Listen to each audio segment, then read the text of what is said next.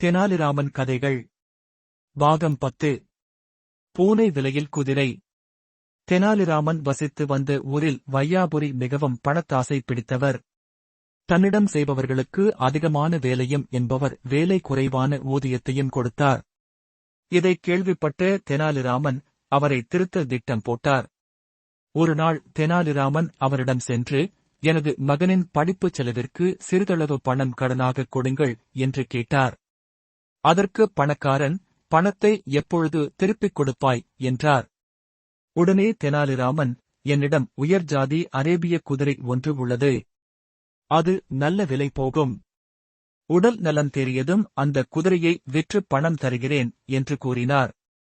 அதைக் கேட்ட பணக்காரனும் நம்பிக்கையோடு பணம் கொடுத்தார்.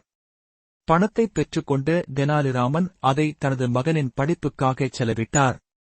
பல மாதங்கள் சென்றன. ஆனாலும் தெனாலிராமன் பணக்காரனிடம் வாங்கிய பணத்தை கொடுக்கவே இல்லை. அதனால் அவர், தெனாலிராமனுடைய வீட்டிற்குச் சென்று குதிரையை விற்று பணம் தருவதாகக் கூறினாயே, ஏன் இன்னும் தரவில்லை? உடனே கொடு என்று கேட்டார். அதற்கு தெனாலிராமன், சரி, குதிரையை விற்று பணம் தருகிறேன், என்னுடன் வாருங்கள் என்று அவரையும் அழைத்துக் கொண்டு சந்தைக்குப் புறப்படும் போது குதிரையையும் அதனுடன் ஒரு பூனையையும் அழைத்துச் சென்றார். சந்தையில் தெனாலிராமனின் பளபளப்பான குதிரையை பார்க்க பெரிய கூட்டமே கூடிவிட்டது. அப்போது ஒரு பெருஞ்செல்வந்தர் தெனாலிராமனை பார்த்து, உன் குதிரை என்ன விலை என்று கேட்டார். அதற்கு தெனாலிராமன், குதிரையின் விலை 1 பவுன், பூனையின் விலை 500 பவுன். ஆனால் இந்த பூனையையும் சேர்த்து வாங்கினால்தான் இக்குதிரையை கொடுப்பேன் என்றார். தெனாலிராமனின் பேச்சு அவருக்கு தவறாக தெரிந்தாலும் குதிரையை வாங்க வேண்டும் என்ற ஆர்வத்தில் 501 பவுன் கொடுத்து குதிரையையும் பூனையையும் வாங்கிச் சென்றார். அந்த 501 பவுனில் 1 பவுனை மட்டும் பணக்காரனுக்கு கொடுத்தார் தெனாலிராமன்.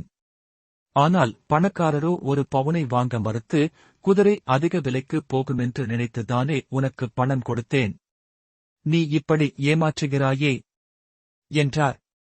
அதற்கு தெனாலிராமன், ஐயா, இந்த குதிரையை விற்றுதான் உமக்கு பணம் தருகிறேன் என்று சொன்னேன்.